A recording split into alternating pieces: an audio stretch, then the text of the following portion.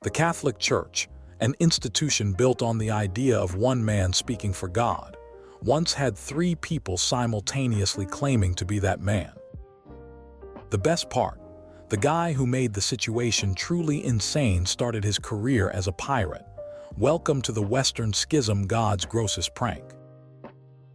The whole mess starts with a man named Urban VI, elected in 1378 under pressure from a Roman mob demanding an Italian pope. Urban was intense.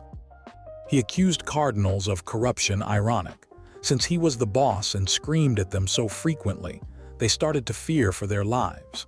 So the cardinals, mostly French, did the only logical thing. They slipped out of Rome, declared their own election invalid, and picked a new pope, Clement VII. He set up shop in Avignon. Two popes, both excommunicating the other, neither resigning. For nearly 40 years this was the system. Enter Baldassarre Cossa. If you're going to have a three-pope crisis, you need a villain with a resume. Born into a noble Neapolitan family, Cossa chose a career path that combined naval warfare with creative accounting. He was a privateer, a pirate, essentially. By 1403, he'd cleaned up his act enough to be a papal legate in Romagna. This is like a cartel boss becoming the head of the DEA. The job was simple: use force to reconquer papal territories that had been lost during the chaos. Cossa was very, very good at it. By 1408, the two-pope system was a joke. Kings were switching allegiances like it was a sport. So, a group of cardinals decided to take matters into their own hands. They called a council in Pisa. Their goal was simple: depose both the Roman Pope and the Avignon Pope and elect a new, unified leader. This was a bold move. They didn't technically have the authority to depose a pope, but who cares about rules when you have a crisis? They declared both popes deposed and elected Alexander V. Great news! There were now three popes. The original two simply ignored them. Congratulations, gentlemen. You've turned a problem into a farce. Alexander V didn't last long. He died in 1410, conveniently. His successor, Baldassarre Cossa, he took the name John XXIII. He was the Pisan Pope, which meant his legitimacy was questionable at best. But he had the one thing the other two popes lacked: an army. He also had a reputation. A contemporary chronicler noted that he was energetic and clever, but given to pleasure and ambition, which is diplomatic code for "this guy is a menace." He spent his early pontificate consolidating power, using the skills he'd honed as a pirate and legate. The man who would end Cossa's party was King Sigismund of Germany. Sigismund had a problem. The schism was destabilizing his empire. He needed one pope to rally Christendom against the Ottomans. So he went to John XXIII with a proposal: call a new council, the grandest council ever, in Constance. John thought it was a trap. N-O-N-T-I-K-J-Y-D-U-M-I-L. Ch-T-O-S-M-O-J-Y-T-E-S-P-O-L Yeri-Z-O-V-I-T-Yeri-S-O-V-Y-T. Ch-T-O-B-Yeri-S-M-Yo-S-T-E-T-Yeri-S-V-O-P-Y-R-N-E-K-O-V.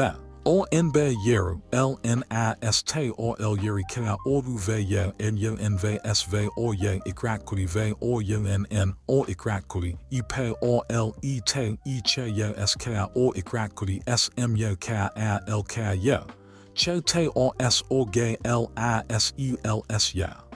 O-N-S-O-Z-V-I-L-K-A-O-N-S-T-I-N-S-K-E-S-O-B-O-E. The Council of Constance opened in 1413.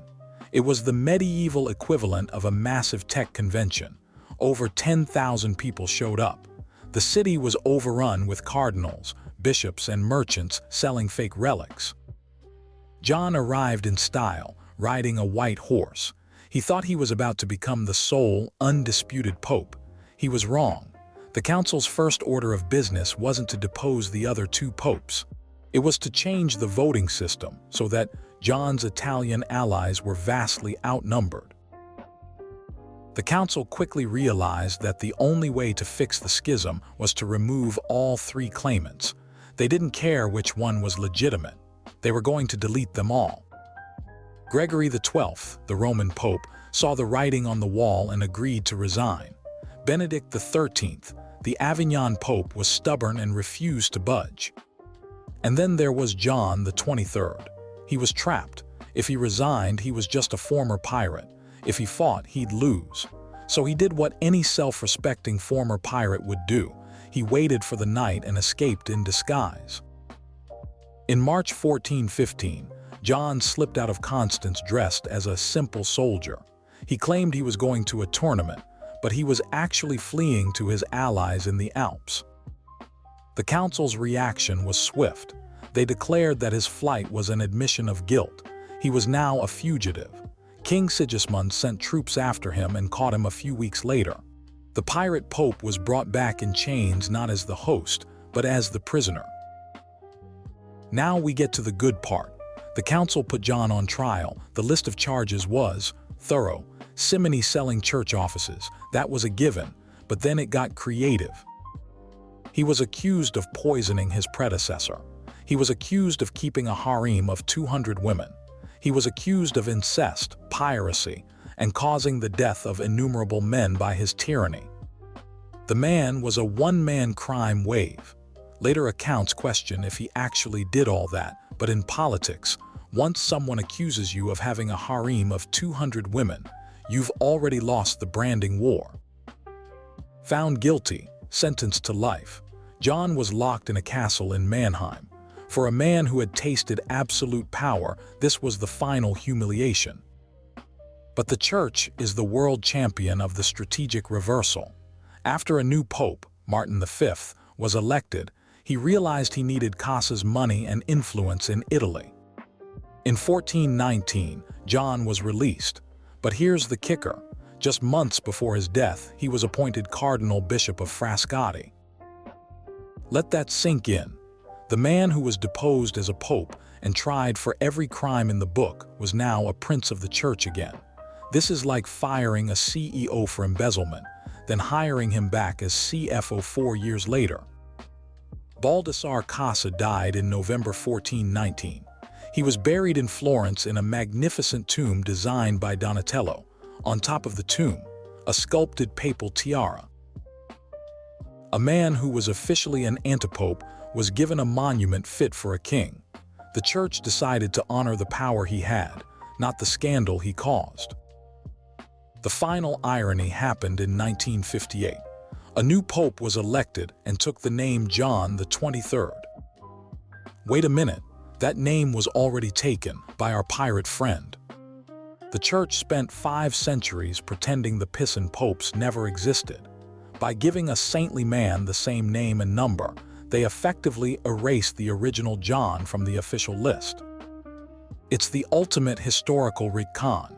The number was wiped clean and given to a saint, while the pirate was relegated to a footnote.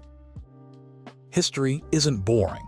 It's just a parade of people who forgot that you can't outrun the bureaucracy of your own failures. Subscribe if you enjoy watching the past get what it deserves. Or don't.